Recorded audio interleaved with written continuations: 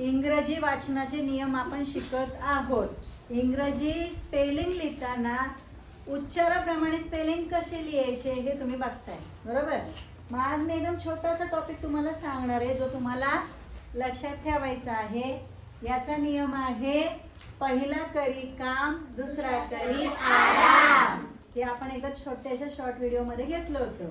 पहिला करी काम, दुसरा करी आराम। मग बघा, ज्या वेळेला दोन स्वर एकत्र येतात, दोन स्वर एकत्र येतात त्या वेळेला जे पहिलं अक्षर आहे ना,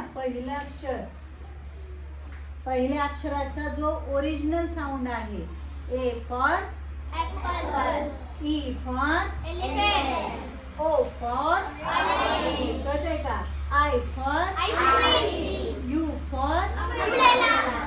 बघा, यू आय तसाच आवाज येणार। या नियमामध्ये जरी दोन स्वर एकत्र आले तरी जो पहिला स्वर आहे त्याचा जो ओरिजिनल साऊंड आहे तसाच आवाज येणार। उदाहरणार्थ इथं सुरुवातीला काय आहे, ए। पण तुम्ही जी स्पेलिंग लिहिणार त्याच्यामध्ये ए चा आवाज एच येणार।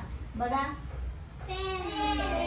काय लिहिले, पेन, काय लिहिले, बघा आले का नाही दोन्ही एकत्र। ए चा आवाज आपण एच काढला, येते लक्षात। आता तुम्ही सांगा एखादा शब्द। पेअर नाही, अर नाही आला पाहिजे। Mail, very good. मेल, स्नेल, ठीक आहे, आले तुमच्या लक्षात। पुढे जायचं, तुम्ही लिहायचे हे सगळे शब्द नंतर। आता ई, पहिलाचा आवाज काय आहे, ई, ईच येणार।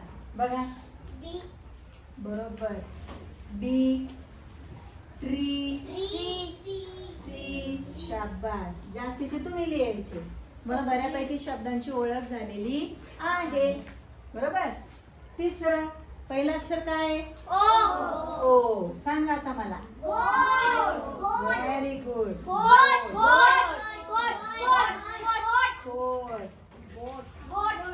गोट, कोट, गोट, व्हेरी गुड। बघा काय झालं इथं, पहिला करी काम, दुसरा करी आराम। तसंच आय, आय आवाज येईल अशा स्पेलिंग आपोआप बनतायत। सांगा, व्हेरी गुड। मी काय लिहिलंय, टाय, त्यानंतर काय येणार, पाय, काय येणार, पाय। तसंच लाय, अजून तुम्ही शोधू शकता। आता शेवटचं तुम्ही सांगा, यू आणि ई आहे पण उच्चार मात्र फक्त यू चा येणार। Very good. ब्ल्यू, बघा, ब्ल्यू, ब्ल्यू, क्ल्यू, शाबास, ब्लू। येते का लक्षात। यातून आपण काय नियम शिकलो, पहिला अक्षराचा उच्चार होणार, दुसरा आराम करणार, सायलेंट राहणार। आले लक्षात। तर जास्तीत जास्त शब्द या उच्चारातले, या नियमात बसणारे लिहून काढायचे। लिहिणार, आवडलं शिकायला, अच्छा।